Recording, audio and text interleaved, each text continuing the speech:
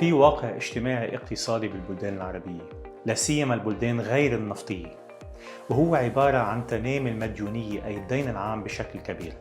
إذا طلعنا على بعض المؤشرات الماكرو اقتصادية اللي هو فوائد الدين العام كنسبة من إيرادات الخزينة، ارتفعت بآخر 10 سنين بشكل ملحوظ بمعظم الدول العربية. ببلاد مثل لبنان ومصر بلغت أو شارفت عتبة 50%. هذا بيعني إنه المالية العامة بهاي الدول عم بيتم تشجيرها بهدف خدمة الدين.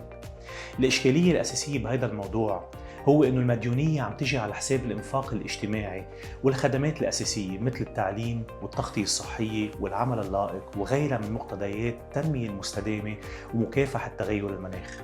وهذا بيعني إنه أزمة الديون منا مجرد قضية مالية، بل هي بتشكل تحدي أخلاقي وتنموي عميق. أنا بعتبر إنه مسألة أزمة الديون بالمنطقة بترتبط عضوياً بالإشكالية الهيكلية لاقتصاداتنا، خاصة الخيارات الاقتصادية والمالية اللي بتتاخد بالمنطقة، مين عم تخدم، شو أثرها على الشرائح المجتمعية المختلفة بما فيها حقوقها وقدرتها كمان المشاركة بالإنتاجية الوطنية.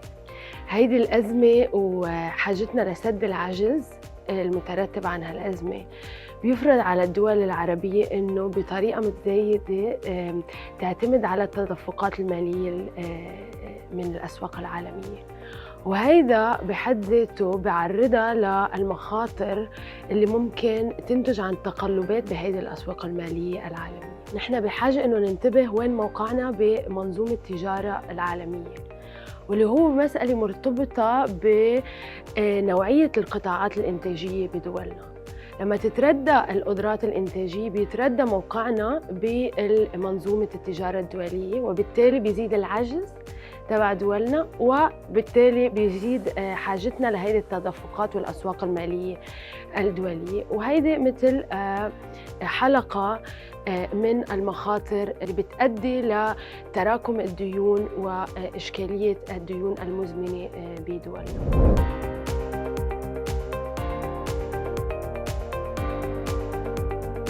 ومن هون مشروع الشبكة العربية بعنوان أصوات عربية من أجل تمويل تقدمي للتنمية.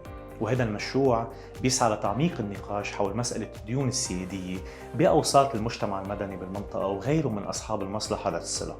وبيتضمن المشروع 3 مسارات أساسية: أول مسار بحثي، ثاني مسار تدريبي، وثالث مسار معني بالاستفادة من حملات قائمة على المستويات المحلية والإقليمية والدولية بهدف الضغط لخلق أطر معنية بإدارة الديون السيادية على نحو بيخدم مصلحة مجتمعات المنطقة وبيرسي منطق الحقوق بعيداً عن منطق الماكرو اقتصادي الضيق. والاجتماع الاستشاري اليوم بيجي بهذا السياق.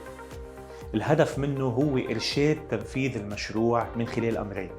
أول أمر هو تسليط الضوء على التحديات الرئيسية اللي بتواجه قدرة بلدان المنطقة على تحمل الديون. والمسار الثاني أو الأمر الثاني هو مناقشة الأطر القائمة إقليمياً ودولياً المعنية بإدارة الديون وتقييمها من حيث قدرة البلد المدين على تحقيق أهداف التنمية المستدامة ومكافحة تغير المناخ.